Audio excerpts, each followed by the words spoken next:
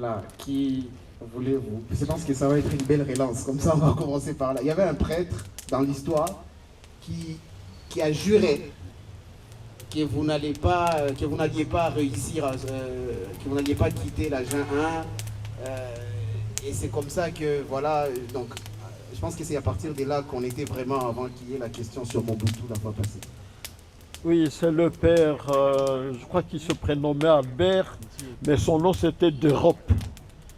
D'Europe, R-O-P.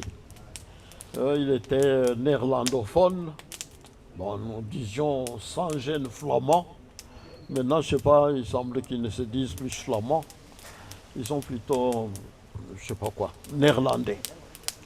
Et l'incident auquel vous faites allusion, c'est que dès la première année, c'est l'une des causes pour lesquelles j'ai un peu débarqué de là, c'est qu'en première année, au moment où ils nous donnaient un cours, le premier cours sur la linguistique africaine, il y avait évidemment l'indication des langues africaines. Avant de les aborder, il nous disait voici les langues africaines. Et il a cité beaucoup de langues.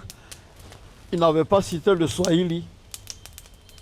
Alors évidemment, moi, j'ai levé le doigt, je dis, mais mon père, je ne comprends pas très bien. Vous avez cité les langues africaines, mais vous ne parlez pas du Swahili. Alors il m'a dit, ah, mais petit, comment ça? Le Swahili, mais ce n'est pas une langue. Ce n'est surtout pas une langue africaine.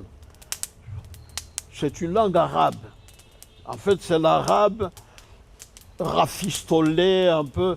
Et on dit le Swahili, mais le Swahili n'est pas une langue.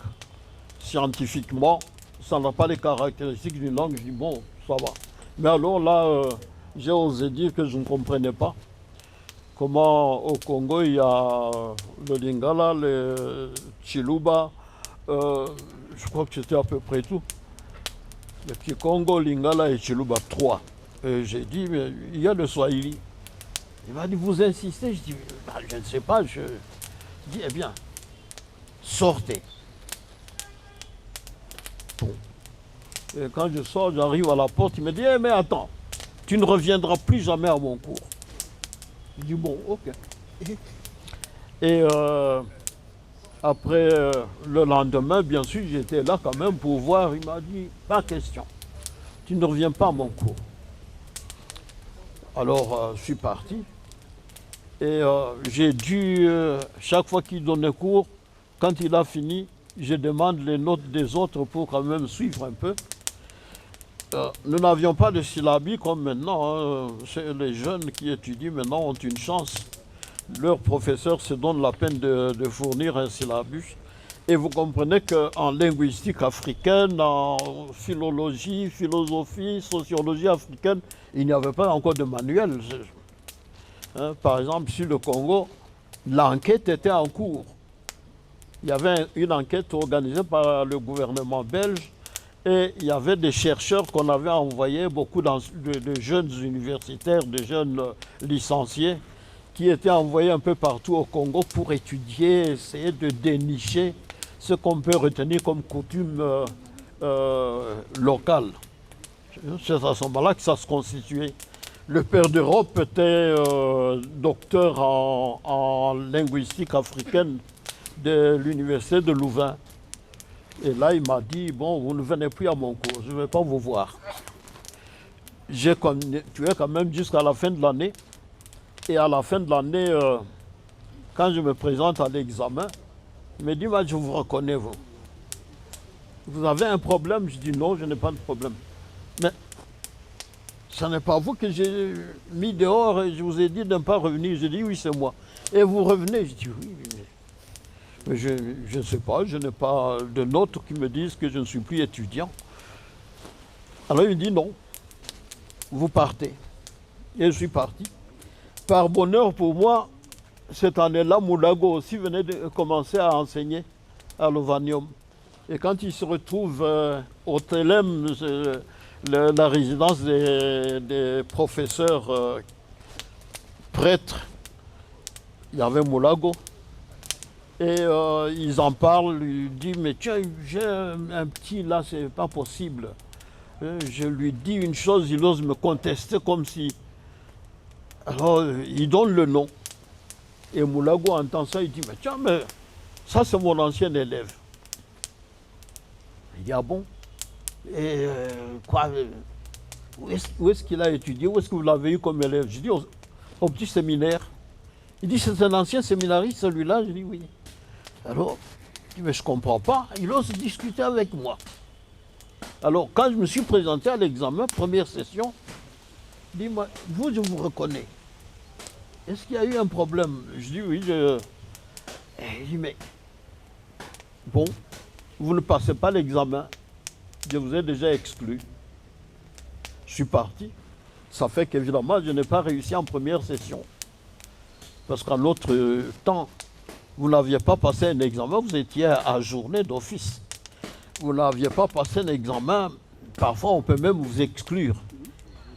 Quand je suis revenu en deuxième session, il s'était déjà bien renseigné auprès de Moulago. Et quand j'entre, il dit, ah mais ça c'est vous. Vous êtes très têtu. Bon. Et on m'a dit que vous étiez un ancien séminariste. Je dis oui. Et ancien séminariste, vous osez discuter avec un prêtre. Et un savant comme moi, il n'y en a pas deux. Linguistique, coutume africaine, il n'y en a pas deux. C'est moi. Mais comme séminariste, vous saviez que je suis prêtre, vous osez discuter avec moi. Je dis, bon, je croyais que nous étions dans un milieu scientifique et que donc la discussion est une chose normale, mais surtout, alors il me dit, mais vous recommencez. Alors il m'a dit, monsieur, quelle était la question que je vous ai posée? Je ne me rappelais évidemment pas. Et quel était l'incident? Je dis, le Swahili. Il dit, ah, expliquez maintenant. Alors je commence. Je dis, le Swahili, c'est comme ça. Il me dit, il paraît que vous avez fait le grec. J'ai dit oui. Alors parlez-moi de la langue des Grecs. Passer d'une langue africaine, expliquer une langue grecque. Bon. Alors j'essaye quand même. Et puis, tiens, mais il paraît que vous avez fait des examens en flamand. Je dis oui. Il dit, ah bon? Et comment vous connaissez le flamand? Je dis, nous avons fait le flamand, nous avons étudié le flamand à l'école. Ah, évidemment, il était flamand. Et là, c'était plutôt le bon côté. J'étais le bon Congolais qui parle flamand. Ouais, bon. Alors il repose une question, il dit, répondez en flamand. Il me pose la question en flamand, il me dit, vous comprenez? Je dis oui. Alors répondez. Je commence à répondre en français. Il dit, non, non, en flamand. J'ai dit, je prends une phrase ou la moitié, je ne sais pas. Et puis il me dit, bon, allez, ça va, tu peux partir.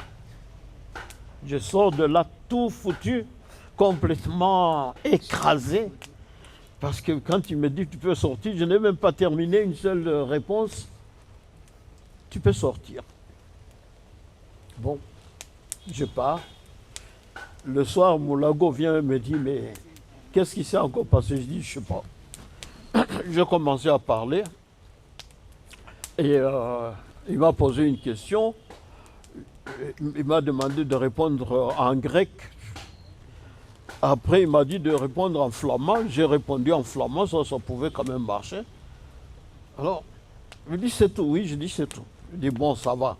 Il m'a dit quand même que ça va. Voilà, c'est ça l'incident. Et bien entendu, j'ai passé la deuxième session, parce que nous faisions la première session au mois de juin, fin juin, la deuxième session en octobre.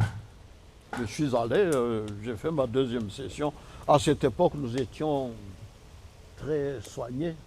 Nous avions droit au ticket pour venir et pour partir. Chaque année, nous pouvions rentrer chez nous par les avions payés par l'État. Aux frais, je ne sais pas si vous connaissez l'expression, aux frais de la princesse. En fait, c'est une expression française, aux frais de la princesse. À Kinshasa, on disait au fêlé. Et le père d'Europe nous avait dit, voilà, vous autres, vous transformez les langues, on vous dit aux frais de la princesse, vous dites au fêlé. Bon. Voilà. Alors en deuxième session, j'ai passé mon examen comme cela. Il m'a encore dit, j'ai cru qu'il me mettait dehors. Quand il me dit, bon, ça va, tu peux partir. Bon, je suis parti. Le soir, Moulago avait appris que de nouveau, il y avait eu un problème. J'ai dit, ben, je ne sais pas, il m'a dit de sortir. Non, non, il était content. Tu as parlé grec, tu as parlé flamand, donc ça va. Et voilà, je suis parti. Mais entre-temps, je suis allé prendre mon inscription à la faculté de droit qui commençait à ce moment-là. Et comme j'avais à cette époque en droit, on avait une année de baccalauréat en philosophie et lettres, et puis 3 années de licence. Ayant fini ma première année philo et lettres, comme je vous ai dit, en philologie africaine, j'ai été dispensé du reste. Et j'ai eu un papier qui dit il a fait ça et ça et ça, c'est l'équivalent du baccalauréat en droit. Et je suis passé donc en première année de licence. C'est comme ça que j'ai fini ma licence. Il y en a qui peuvent me le dire sans doute. J'ai fini ma licence au mois de juillet 63. 1963. Ici, là, dernièrement, hein, il n'y a pas longtemps. Vous pourriez même me rejoindre. Voilà. C'est comme cela que ça s'est passé. Après ça, la licence. D'ailleurs, quand je suis venu en vacances, j'ai travaillé à l'IRSAC avec un chercheur qui faisait la recherche sur les coutumes africaines, etc. Malheureusement, il est mort. C'était M. Krin Mavar. Il était belge, mais il avait un nom un peu turc ou je ne sais pas. Il semble qu'il était originaire de ce côté-là. Krin Mavar. Il est mort depuis longtemps, professeur à Louvain, sur les coutumes africaines. Voilà. Ça n'a pas été long. Oui. Bien. Est-ce que... Ah, mais je voudrais saluer M. Tira, que je vois. Il est historien, c'est ça, hein? Philologue romaniste. Philologue même, Et mais romaniste. et historien. Ah bon, romaniste. La philologie romane, c'est les langues latino-grecques en fait. Hein. Ce sont des spécialistes du français. Il y en avait à Lovanium comme ça. J'ai eu un collègue qui a fait ça et qui travaille à l'enseignement jusque-là, jusque maintenant. Oui. Donc, vous finissez en 63, la carrière professionnelle commence En politique 63, ou en droit? nous finissons la même année que Mamboléo, lui en doctorat en droit, nous en licence en droit, et nous nous concertons. Nous avons convenu que lui restait à Kinshasa et moi je venais en province. Alors lui restait conseiller juridique du Sénat, tandis que moi je suis venu ici comme conseiller juridique de la province, principalement de l'Assemblée provinciale. Mais tout de suite après, les conseillers juridiques qui étaient là, belges, sont partis tous les deux. N'est-ce pas? Et moi, je suis devenu à ce moment-là, j'étais conseiller juridique de l'Assemblée. Mais comme chez le gouverneur, il n'y avait plus de juristes, chaque fois, il venait me chercher pour me poser des questions. C'était déjà le gouverneur Malago à ce moment-là. Oui. Mobutu dans tout ça. Et cet argent, et puis Mobutu, et puis ministre à plusieurs fonctions. S'il vous plaît, vous avez...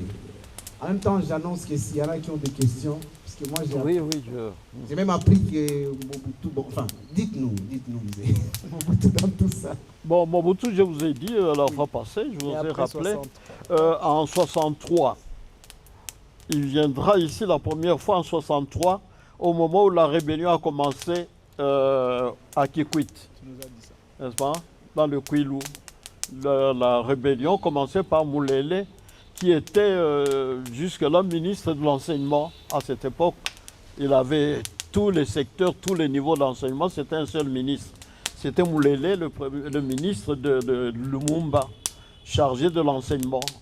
Et puis bon, comme ça n'a pas bien tourné, Lumumba n'a pas fait longtemps. Et Moulele, qui était infidèle, s'en est allé dans le Kwilu. Et là, il a organisé une rébellion qui a éclaté, je crois, en septembre 63. Alors, ils vont venir ici en 64. Juste le jour où je fêtais l'anniversaire de mon engagement à l'Assemblée provinciale. Ce jour-là, on préparait quelque chose autour du feu. Et mes invités n'ont pas pu venir parce que ça a commencé à crépiter l'après-midi vers 15 heures. Et ils ne sont plus venus. Heureusement pour moi, parce que tout ce qui avait été préparé pour accueillir les gens, j'ai pu me nourrir pendant une semaine, on ne sortait pas. Alors, Dieu merci, il m'avait préparé ça. Oui. Alors, à ce moment-là, Mobutu viendra, et ce sera la première fois que je le verrai, lorsqu'il va rencontrer les membres du gouvernement provincial, et on me demande d'assister compte tenu de ma fonction. Vous voyez? À ce moment-là, j'étais conseiller juridique de l'Assemblée. Et il reviendra, vous connaissez son affaire de Camagnola. Quand les rebelles montaient vers ici, arrivaient à Camagnola, lui aussi venait d'ici et partait là-bas. Ils vont se retrouver sur le pont de Camagnola. Celui qui avait eu la première aventure avec les rebelles, c'était le général Moulamba, qui était major à cette époque-là. Mobutu lui-même était colonel. Et ils avaient capturé le général Moulamba, pratiquement sur le pont de la Ruzizi. Vous ne pouvez plus comprendre que sur ce pont, un peu à gauche, quand vous allez direction Ouvira, à gauche, là où on passe tout près de la rivière Ruzizi, là-bas, il y avait encore beaucoup d'hippopotames à cette époque d'ailleurs, et un avion que les Américains avaient mis à la disposition du commandant en chef de l'armée, Mobutu.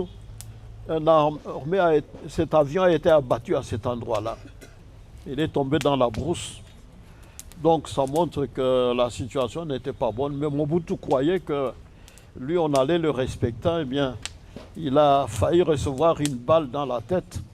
Heureusement pour lui, elle est passée un peu au-dessus. Mais sa casquette a été trouée, elle est tombée. Oui.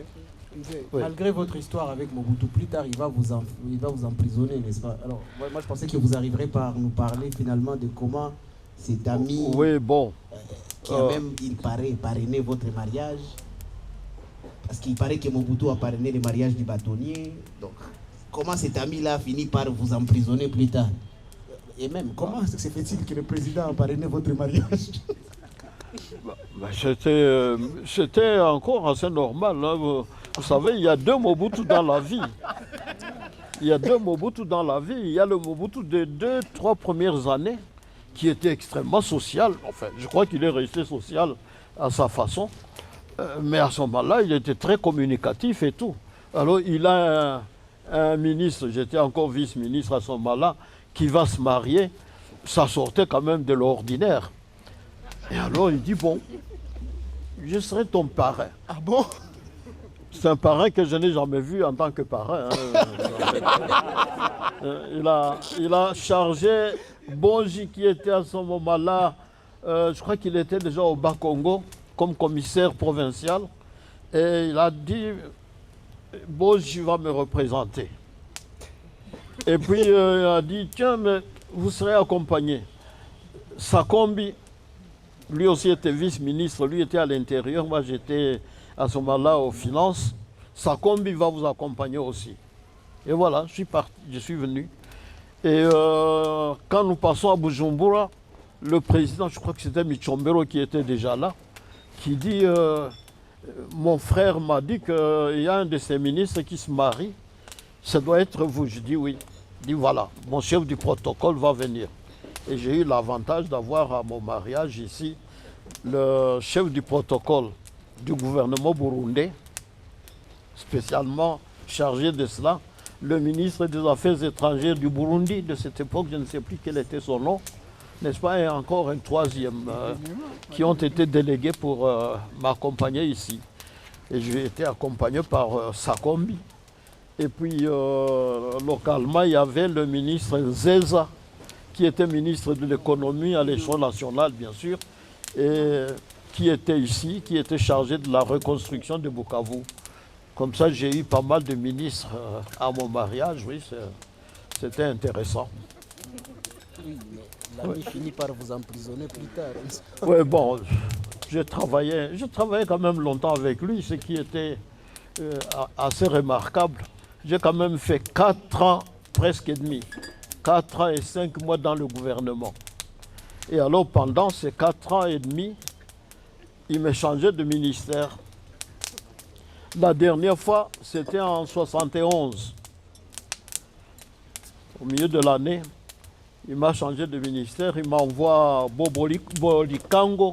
Je ne sais pas si vous connaissez Bolikango, Jean Bolikango, qui était un peu notre ancien, presque aujourd'hui, on appelle ça, je ne sais plus comment. Et c'est lui qui est venu la nuit vers 3 heures du matin. On toque à ce moment-là. J'avais fini avec la justice, avec l'économie. Je finissais avec le commerce extérieur, avec l'économie. Et il envoie me dit, voilà, on va vous changer de ministère. Demain matin, le président remanie le gouvernement. Nous venons de terminer la réunion de famille. Il m'a chargé de venir vous voir pour vous faire comprendre. Il ne faut pas que vous fassiez un choc demain. Parce que, en fait, le temps que je suis resté au gouvernement, j'ai changé de ministère chaque année. Le remaniement, c'était assez marrant. Vous voyez Mobutu venir au conseil avec la main en poche, nous savions déjà. Quand il descend de son étage, nous sommes déjà tous là silencieux, comme des chandelles. Et puis, si vous voyez qu'il a la main en poche, vous dites, ça y est, aujourd'hui, ça va barder. Alors il entre, il salue tout le monde, gentiment, mais on voit bien à la tête que ça ne va pas. Alors il fait le tour, il s'assoit à sa place, asseyez-vous. Puis il vous dit, bon, je vous ai invité au conseil, mais ça ne va pas être long. Nous serons très brefs. C'est juste pour vous informer que j'ai été amené à remanier le gouvernement. Alors il vous dit, il y en a, je ne sais pas moi, un nombre X qui va sortir. Et il y a un nombre Y qui va entrer. Maintenant, partez. Vous allez où vous voulez. Ceux qui veulent aller au bureau vont à leur bureau. Ceux qui veulent aller à leur habitation vont à leur habitation. Et écoutez la radio, elle vous dira qui sort et qui reste. Alors évidemment, vous sortez de là, vous ne vous regardez pas. Lui, vous ne pouvez même plus tousser, hein, parce que vous le laissez passer, et quand il est passé, vous sortez gentiment, chacun dans sa voiture. Ceux qui sont remaniés, c'est le moment où on le savait. Quand vous sortez, parce qu'on sortait de sa grande salle de réunion, et les voitures descendaient pour nous prendre et remonter. Dès que les voitures passaient, on savait qu'il était remanié. Ce jour-là, on ne voit pas venir Bomboko. Le ministre de l'Intérieur, c'était Nsinga. À ce moment-là, nous n'avions pas de Premier ministre. Celui qui était le chef de file, c'était Nsinga à ce moment-là. Sa voiture vient, il part. On attend la voiture de Bomboko, on ne le voit pas. Et finalement, on comprend qu'il quitte le gouvernement, il doit remonter à pied. Je crois que Mobutu s'amusait bien, c'était marrant. Il doit monter à pied. Alors, généralement, dans ce cas-là, c'est l'une des dernières voitures qui se rend compte que la voiture d'un tel ne vient pas. Alors, on comprend qu'il ne fait plus partie du gouvernement. Il doit remonter parce qu'il fallait partir du Mont Galiema, du bureau du président. C'était en même temps la résidence. Et vous montez, vous passez devant le building de la Défense nationale. Tous les militaires vous regardent. Quand ils voient que vous remontez à pied, ils comprennent qu'on vous a balayé. Voilà. Et c'est comme ça que ça se passait. Et moi, j'ai fait au total 7 ministères. En fait, j'étais tout simplement une abeille et j'ai butiné à gauche et à droite. Et cette fois-là, la dernière fois, il envoie donc me dire, voilà, vraiment ne vous étonnez pas, le président m'a chargé de vous dire que demain vous changez de ministère.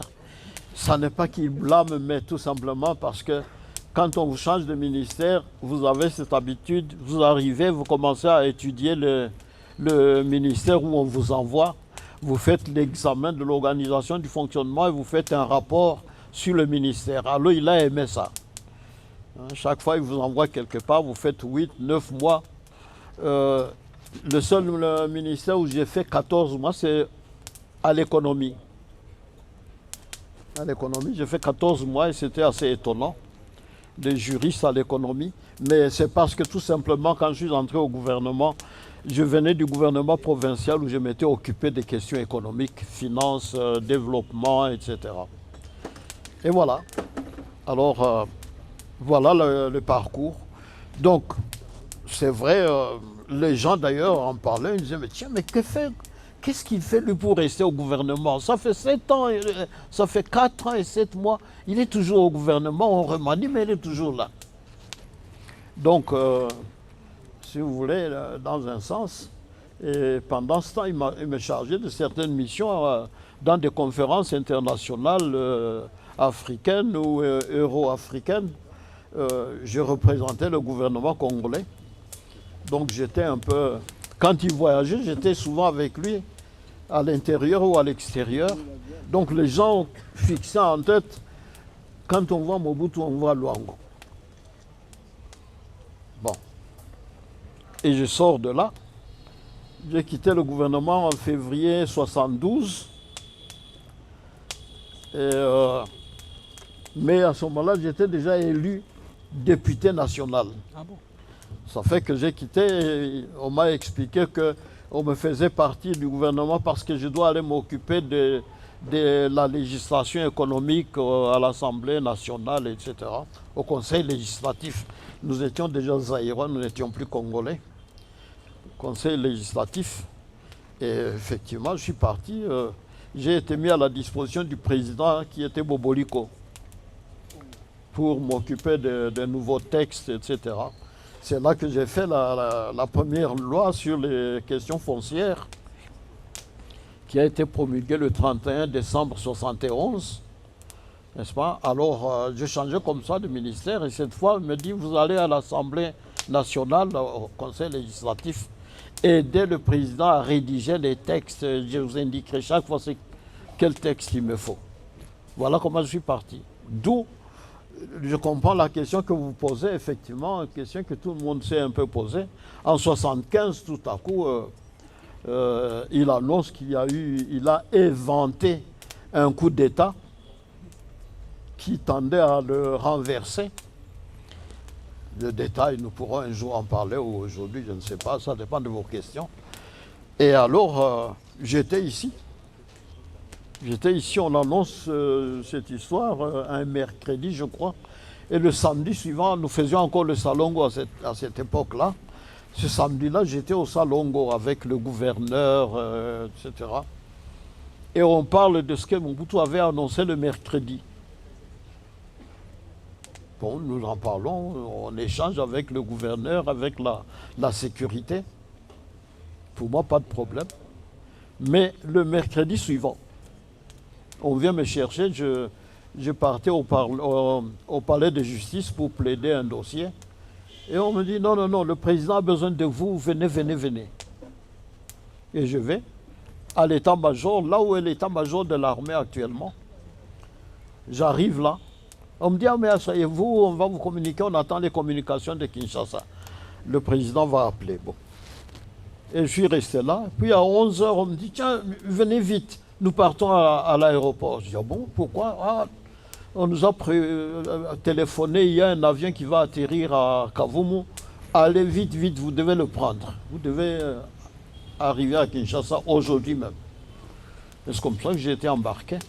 Mais ma culture de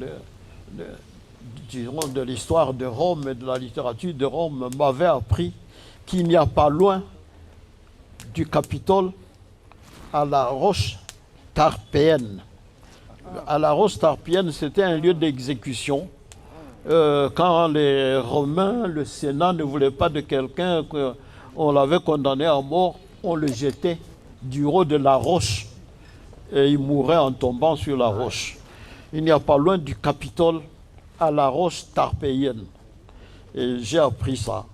Je sors du gouvernement, je reste au Parlement, et c'est des parlementaires que je serai ramassé ici. Quand j'arrive à Kinshasa, on me dit, le président a seulement besoin de vous, et tout ça. J'ai commis l'erreur de refuser de répondre à certaines questions. Parce qu'on me dit, vous êtes avocat à Bukavu. Oui. Dernièrement, quand le président était à Bukavu, il vous a spécialement reçu. J'ai dit oui. Et devant tout le monde, vous avez conversé avec lui, devant tout le monde, au petit déjeuner. Qu'est-ce qui se passe? Qu'est-ce que, d'après toi, qu'est-ce qu'il y a? Tout ça. Il y a ça et ça, ça. Après, quand il partait, il dit au gouverneur, c'était un débo à Kanda Dinenkeza à ce moment-là. Il dit au gouverneur, voilà, vous avez chez vous un de mes anciens ministres, il se passe des choses, vous les apprenez de sa bouche avec moi, alors que j'aurais dû l'apprendre de vous. Et vous auriez dû rester en contact avec lui, il semble que vous ne vous le voyez pas. Et Ndebo lui dit, oui, je ne le... Parce qu'il y avait un règlement. Nous étions régis par des règlements assez sévères, contrairement à ce qu'on pense. C'était très sévère. J'étais ici, mais si je dois bouger de Bukavu, à ce moment-là, je n'étais plus au gouvernement. J'étais membre du législatif, c'est vrai. Mais si je dois bouger de Bukavu, même pour aller chez moi à Katana, à Biti, je dois d'abord lui téléphoner. Le téléphone marchait encore très bien. Je dois d'abord lui téléphoner. Si je ne l'ai pas lui-même, je dois demander au chef du protocole, voilà, je vais aller à tel endroit, je pars à telle heure, je reviens à telle heure. Qui je rencontrerai, telle catégorie de personnes, je dois le lui dire. Hein, quand un ministre ou un de ses anciens ministres voyage, il doit signaler et établir son espèce de plan de vol. Vous voyez? Alors évidemment, les gens... Et quand on me dit, il a besoin de vous, ça ne m'étonne pas, je pars. Mais quand j'arrive à Kinshasa, on me fait attendre d'abord. On est arrivé le soir, c'est vrai, assez tard. Et on m'a présenté à la commission d'enquête. Il avait constitué une commission de 4 généraux. On me présente et puis ils disent, mais nous sommes fatigués, on l'entendra demain. Le lendemain, j'attends. Et aux environs de 11 heures, on me dit, maintenant les généraux veulent vous entendre. Et j'entre. Première question, vous êtes ancien ministre? Je dis oui, vous le savez. Tous les généraux, là, on se connaissait dans le sérail, je dirais. Ancien ministre dit oui, vous le savez. Ah bon, voilà, le président vous a fait appeler parce qu'il voudrait que vous lui disiez quelle est l'ambiance à Bukavu après l'annonce de la nouvelle selon laquelle il y avait eu un coup d'État qui se préparait et tout ça. Bon. Et le président voudrait que vous lui disiez quelles sont les personnes à Bukavu qui vous ont vu après cette annonce et avec qui vous avez parlé de cette affaire de coup d'État. Je dis, il dit, c'était le général, je ne sais plus quoi, là, Molongia, je crois, qui me posait des questions. Le président veut savoir, puisque vous êtes avocat, certainement des gens vous voient à Bukavu. Donc, et il voudrait savoir quels sont les gens qui vous ont vu et qui vous ont parlé du problème du coup d'État. Comme avocat, vous devez le savoir. Alors, je dis, ah, vous me posez mal la question. Parce que vous me signalez que vous me la posez à moi en tant qu'avocat. Et dans ce cas-là, vous me demandez quels sont mes clients, quels sont les gens qui m'ont vu. Je dis, je ne peux pas répondre à une telle question. Comme avocat, je ne peux pas dénoncer mes propres clients ou mes relations. Je ne réponds pas à la question. Ils étaient estomaqués de m'entendre refuser de répondre. Alors il dit, attendez, sortez un peu, mettez-vous dehors. Je sors. Il téléphone au président. Et le président, paraît-il, leur dit, mais tiens, oui, j'ai suivi. Parce qu'il était formidable. Hein. J'aimerais que nous ayons quand même encore un chef d'État comme ça, ah bon? Un peu moins brutal, mais aussi vigilant, aussi organisé. C'est incroyable. Pendant que je répondais à la commission était d'ailleurs dans un bureau voisin de son bureau, de son cabinet, de son bureau de travail. Et il suivait. Et, ah, vous lui avez posé telle question, il n'a pas répondu. Alors posez-lui telle question. Et je voyais qu'un papier venait avec le Maël qui était à ce moment-là lieutenant. Le papier descendait, on le remettait au président de la commission. Alors, ah bon, il dit, ah, une question. Il me pose des questions. Alors je voyais, je me dis, le système fonctionne. Alors, ah, il dit, voilà, le président nous dit que vraiment il compte sur vous. Il ne voit pas qui d'autre peut le renseigner sur l'esprit à Bukavu, etc. Mais vous refusez de répondre, il est déçu. Je dis oui, mais c'est parce que vous m'avez mal posé la question. Il ne fallait pas me parler de ma qualité d'avocat, des clients qui m'ont vu et qui ont parlé de ça. Et je dis, le général Likoulia est là, il est juriste, il est auditeur général, il peut vous confirmer qu'un avocat ne peut pas faire ça. Il est là, nous sommes là. Hein? Il doit vous confirmer si oui ou non, dans ce cas-là, je peux répondre. Alors, le papier repart. Quelque temps après, je vois encore un papier qui arrive. Maintenant, posez-lui telle question. Bon, bref, c'est comme ça que ça a commencé. Je crois que mon problème, c'est surtout ça. Avoir refusé de répondre à la question, avoir refusé de lui donner une information qu'il considérait peut-être comme importante pour sa sécurité, ou je ne sais pas. Je crois que c'est ça. C'est principalement ça. Alors évidemment, quand je sors de là, on me dit, bon, le président nous dit de vous garder, mais ne bougez pas, on va vous loger, vous aurez à manger et tout, mais vous ne rentrez pas chez vous. Je dis, bon, ok. Et voilà, je suis rentré dans une des villas de la cité de Loya. Et jusqu'au lendemain.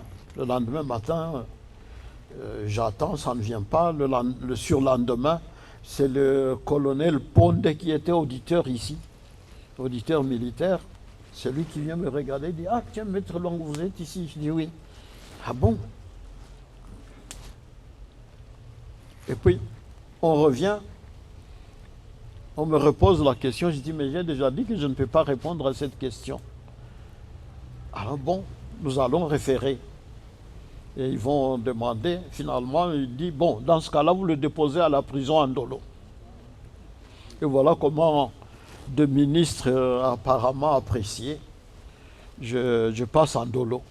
Et je vais rester à Andolo un mois. Après un mois, on apporte des citations à comparaître à la juridiction militaire. Je suis cité à comparaître, inculpé de tentative de coup d'État et renversement du régime, faux bruit. Alors le faux bruit, je n'ai jamais su ce que c'était. Tout comme la tentative, parce que j'avais dit, bon, je n'en sais rien. Et je passe dedans. Troisième infraction, avoir promis de financer le coup d'État. Ah oui, quand vous êtes devant moi, sachez que j'ai une finance qui peut renverser votre pays et qui peut vous chasser tous. N'est-ce pas? Voilà. Alors, le 1er août 1975, nous recevons des citations. Je suis donc cité à comparaître, à répondre de 3 infractions. L'audience commence le lendemain. Immédiatement, nous recevons les citations le 30 septembre et le 1er août, première audience. Quand on arrive à l'audience, on va commencer par Maître Luango. On avait arrêté à ce moment-là quand nous étions en détention préventive.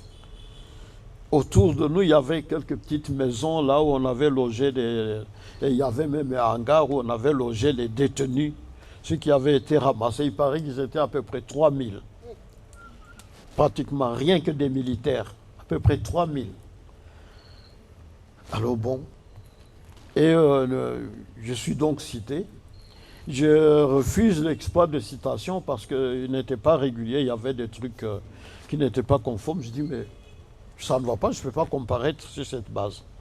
Ils disent, ah bon, on va téléphoner. Il téléphone au général Likoulia, qui leur dit, bon, gardez-le, dites-le qu'on va arranger le papier, on va corriger les erreurs.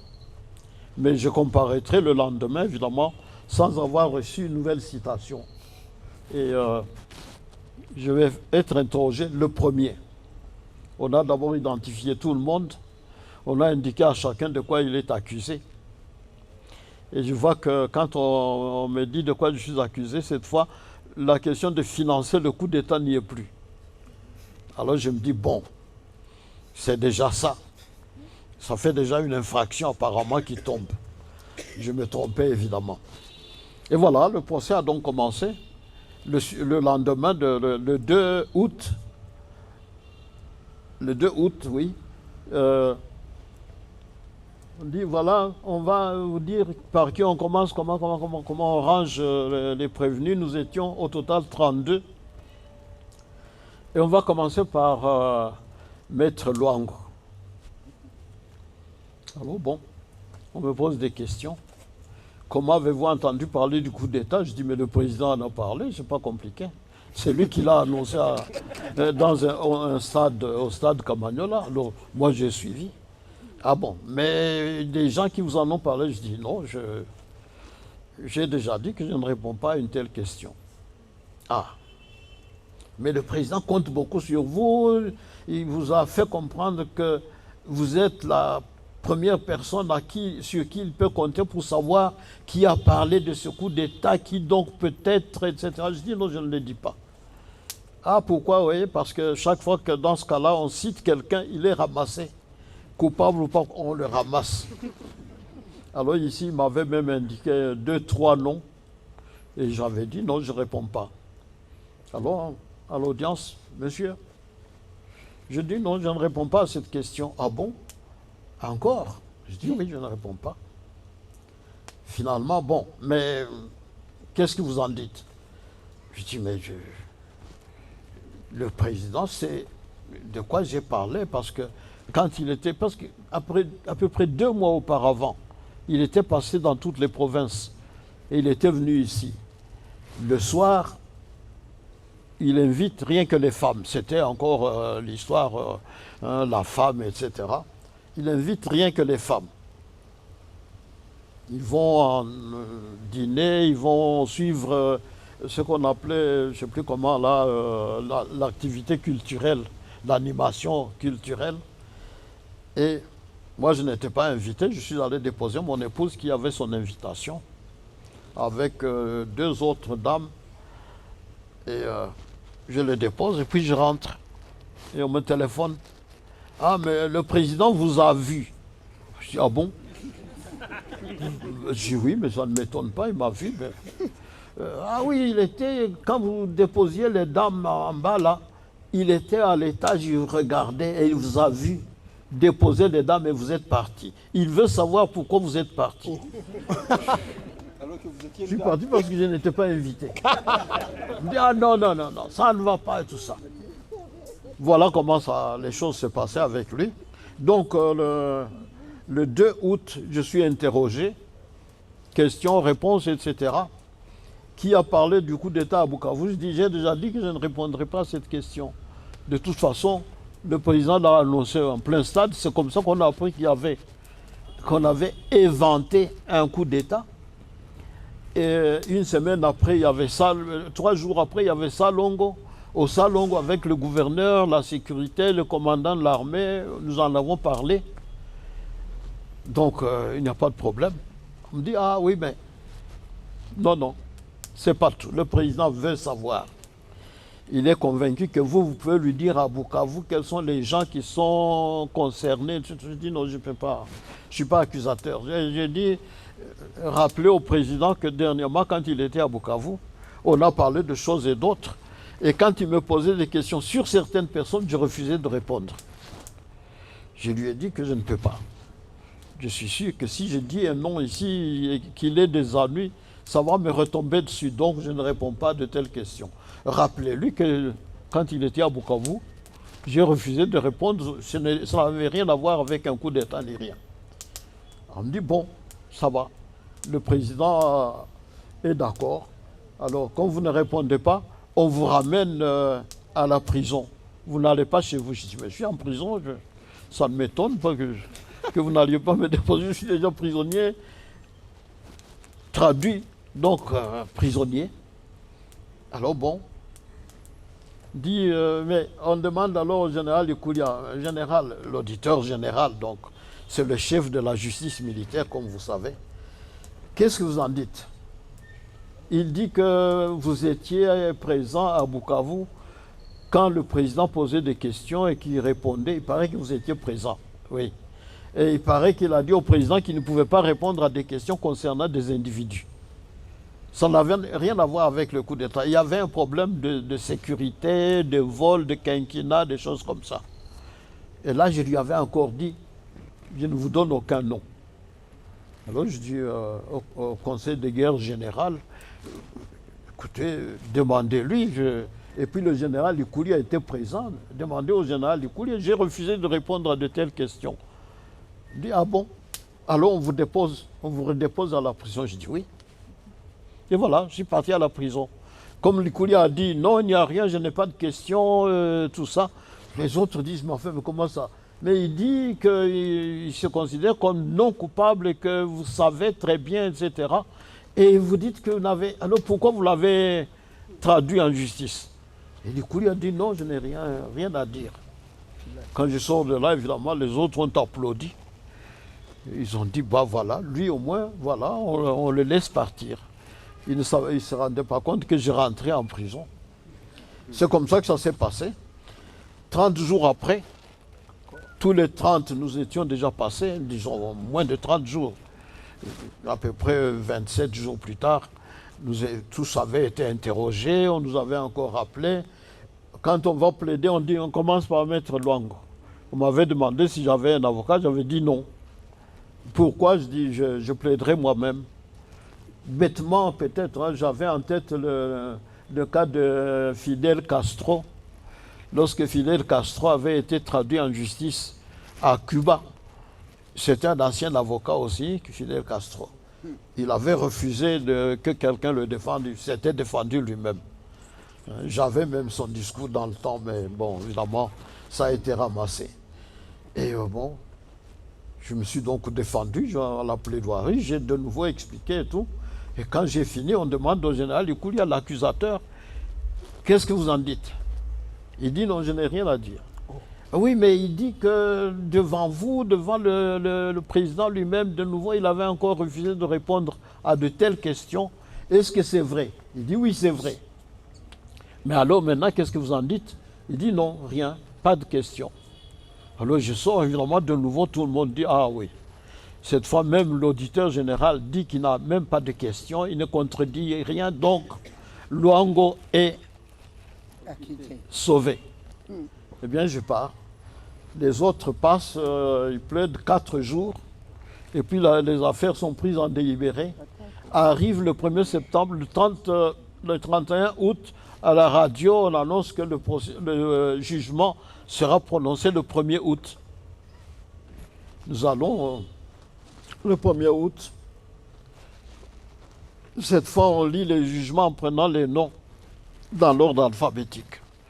Je n'étais plus le premier, mais je crois que j'étais 3e ou quelque chose comme ça.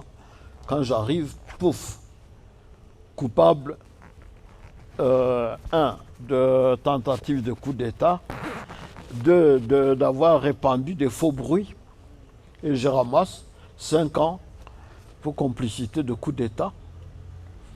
Bien sûr, il paraît que les gens étaient étonnés de voir que je souriais à la télévision parce que la caméra était braquée sur chacun quand on cite son nom. Les gens, me voyant sourire, paraît-il, étaient un peu étonnés. Ils ont dit, mais donc c'est vrai, il sourit. Donc, moi je dis non, qu'est-ce que vous vouliez que je dise? Vous vous rendez compte, Mobutu dit que nous voulions renverser son régime.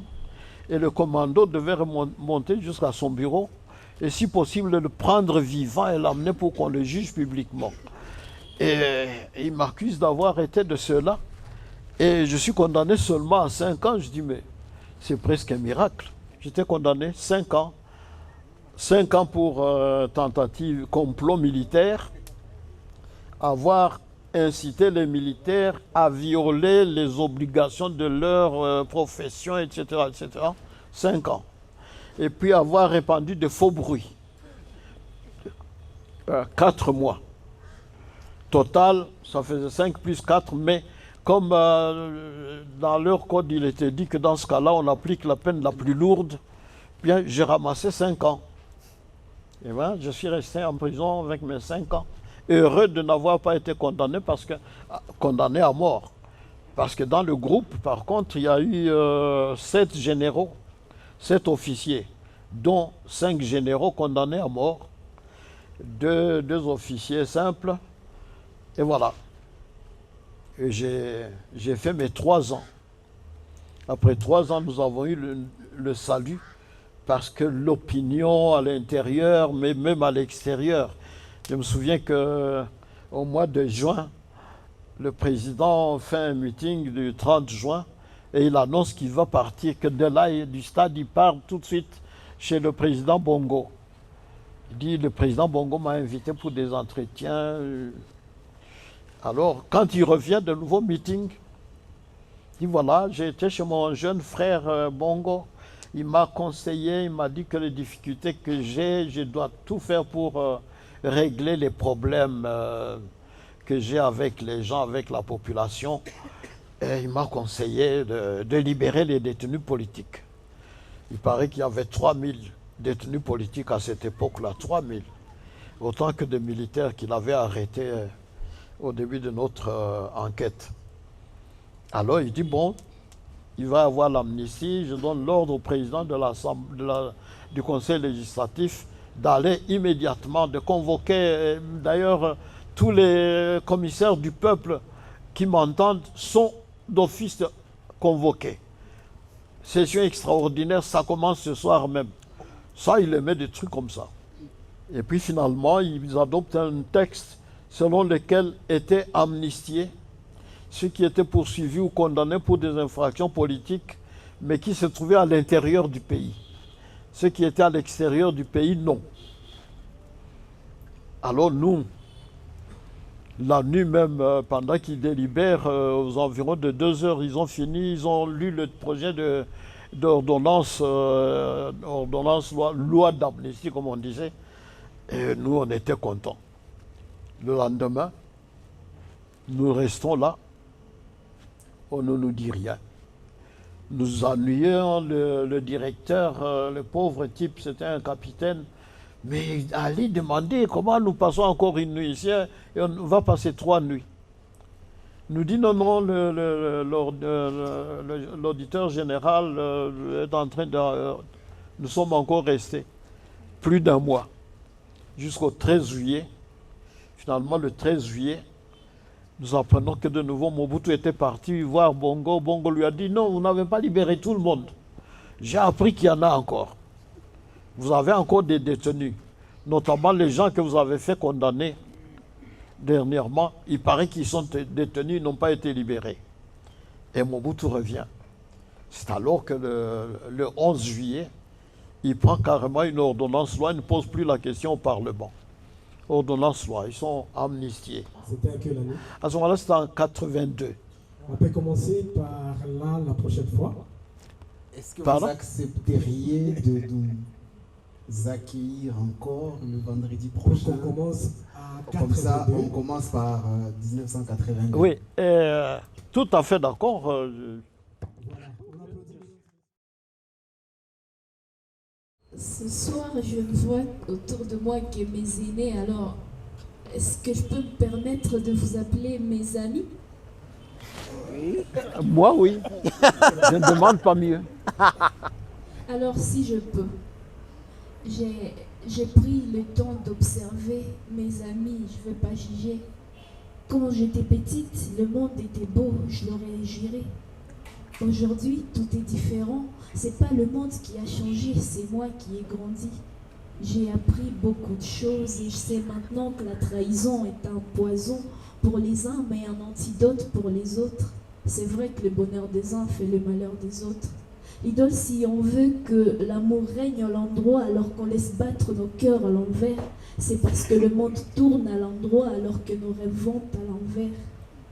J'ai vu tellement de galères, de misères, et je parle même pas de guerre. Les hommes se font tellement de mal qu'on croirait qu'entre nous et l'enfer on a creusé un canal, sauf qu'on souffre tous, même ceux qui ne connaissent pas le mal.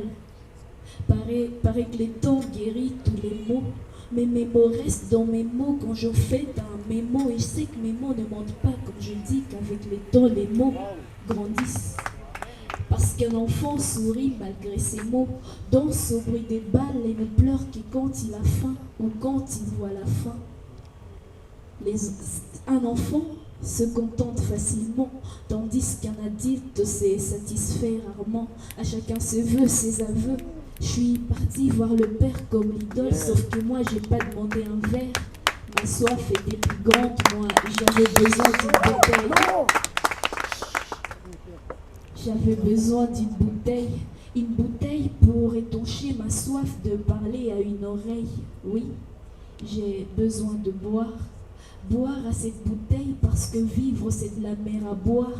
Que tu sois friqué ou détraqué, que tu sois infirmier ou fermier, que tu sois en bonne santé ou un cas confirmé.